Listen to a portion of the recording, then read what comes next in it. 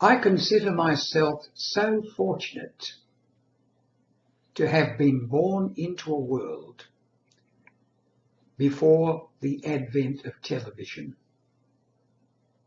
at least the advent of television in the country in which I was born, which was the UK, London, 1936, and in Australia, where I arrived in 1951, which meant, of course, that I was 20 years of age before television became not just commonplace, but a rarity, only in hotels and places like that in 1956.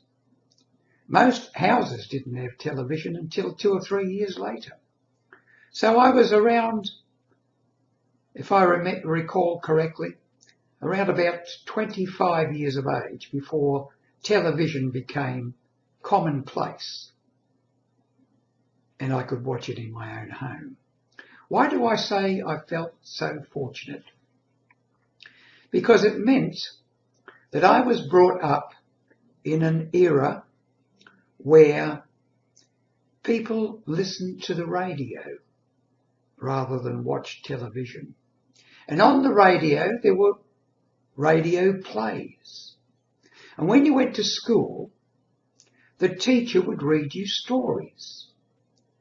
And therefore, listening to the radio, listening to stories being read out, going to the library and reading books, all of this helped in creative visualization. From the stories read and heard, you created in your own mind the stories, which gave you the ability to be able to visualize and identify with what was being read.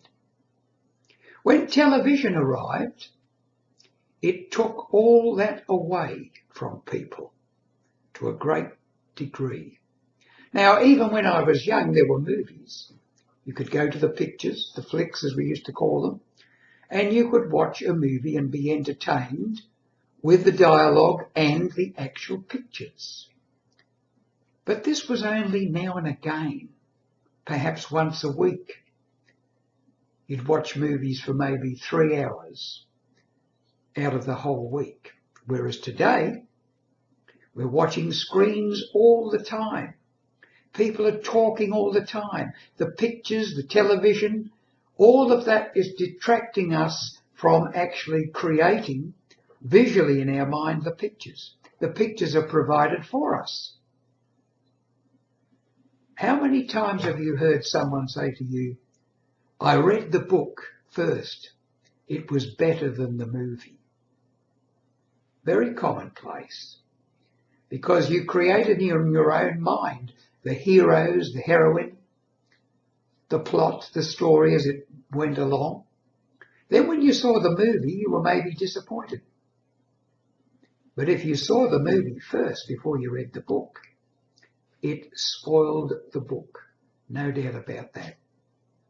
But to get back, creative visualization is something that we can create by reading and listening. At the moment, audiobooks are very popular. If you listen to the audios and you can picture in your mind, you are developing your creative ability, creative visualization. As a speaker, as a teacher, as a storyteller, you need to be able to do that. You need creative visualization. So read more, listen more.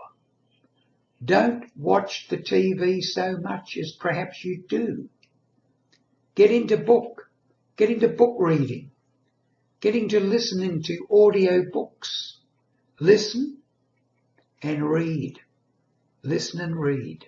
That's the secret of developing good creative visualization.